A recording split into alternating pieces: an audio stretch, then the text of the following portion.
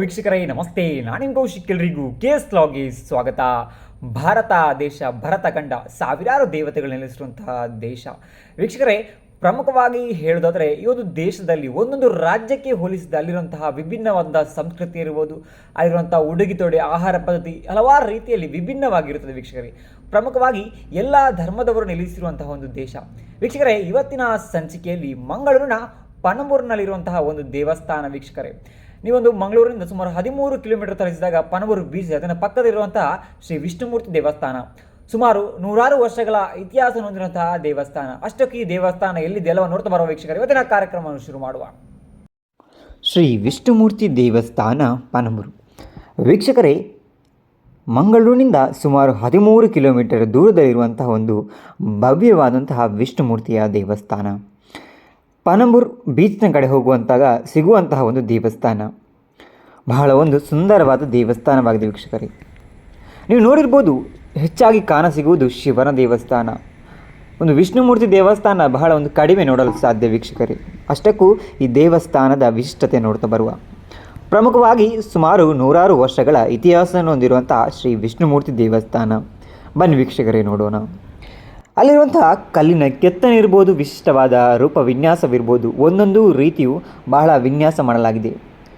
ಪ್ರತಿಯೊಂದಕ್ಕೂ ತನ್ನದೇ ಆದಂಥ ಗುಣವನ್ನು, ಶೈಲಿಯನ್ನು ಸಾರುವಂತಹ ವಿಭಿನ್ನವಾದಂತಹ ಕೆತ್ತನೆ. ವೀಕ್ಷಕರೇ, ಪ್ರಮುಖವಾಗಿ ಇಲ್ಲಿರುವಂತಹ ಆಕರ್ಷಣೀಯವಾದಂತಹ ಕೆತ್ತನೆ. ವೀಕ್ಷಕರೇ ನೋಡಿ, ಅಲ್ಲಿರುವಂತಹ ಕಮಲುಗಳಿರ್ಬೋದು, ಬಹಳ ವಿಚಿತ್ರವಾದಂತಹ ಆಕೃತಿಯ ಮಾಡಿದಂತಹ ಒಂದೊಂದು ಕಲಾಗಾರತಿ. ವೀಕ್ಷಕರೇ ನೋಡಿ, ಬಹಳ ಒಂದು ಸುಂದರವಾದಂತಹ ಕಲ್ಲಿನಿಂದ ಮಾಡಿದಂತಹ ಕೆತ್ತನೆ. ವೀಕ್ಷಕರೇ, ಒಂದು ದೇವಸ್ಥಾನದ ಸುತ್ತ ಪ್ರದಕ್ಷಿಣೆ ಮಾಡೋ ಸಂದರ್ಭದಲ್ಲಿ ಮೈ ಜುಮ್ಗೊಳಿಸುವಂತಹ ಒಂದು ವಾತಾವರಣ. ಅಂದರೆ ಆ ಸಂದರ್ಭದಲ್ಲಿ ದೇವರನ್ನು ಪ್ರಾರ್ಥನೆ ಮಾಡೋದು, ಯಾವುದೇ ಒಂದು ದುಷ್ಟ ಶಕ್ತಿ ಅಂದರೆ ಕೆಟ್ಟ ವಿಷಯಗಳು ಯಾವುದು ಕೂಡ ನಮ್ಮ ಮನಸ್ಸಿನಲ್ಲಿ ಬಾರದೆ ಒಳ್ಳೆಯ ವಿಷಯಗಳು ನಮ್ಮ ದೇವಸ್ಥಾನಕ್ಕೆ ಹೋಗುವ ಸಂದರ್ಭದಲ್ಲಿ ಬರಬೇಕು.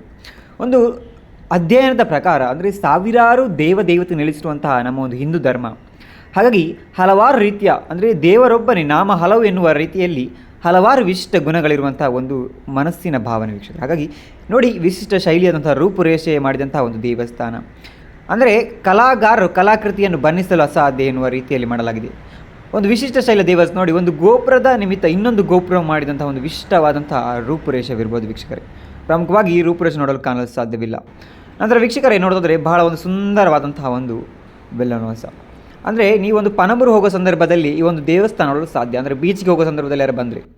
ನಂತರ ನಾಗಾರಾಧನೆ, ಇಲ್ಲಿ ಒಂದು ಪ್ರಮುಖವಾಗಿ ಆಕರ್ಷಣೆಗೊಳ್ಳುವಂಥ ವಿಷಯ ಅದು ಅಂದರೆ ನಾಗರಾಜನ ಒಂದು ಹಿಂದೂ ಧರ್ಮ ಅಂದರೆ ತುಳುನಾಡಿನಲ್ಲಿ ಪ್ರಮುಖವಾದಂಥ ಆರಾಧ್ಯ ದೈವ ಅಂದರೆ ನಾಗರಾಜ.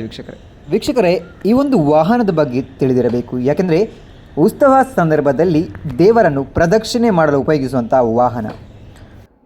ವೀಕ್ಷಕರೇ, ಇವತ್ತಿನ ಸಂಚಿಕೆಯಲ್ಲಿ ಶ್ರೀ ವಿಷ್ಣುಮೂರ್ತಿ ದೇವಸ್ಥಾನ ಪಣಂಬೂರು ಇದರ ಬಗ್ಗೆ ಹೇಳಿದೆ. ಹಾಗಾಗಿ ಇಷ್ಟ ಆಗಿದ್ದರೆ ಲೈಕ್ ಮತ್ತು ಸಬ್ಸ್ಕ್ರೈಬ್ ಮಾಡೋದನ್ನು ಮರೆಯಬೇಡಿ. ಎಲ್ಲರಿಗೂ ಧನ್ಯವಾದಗಳು.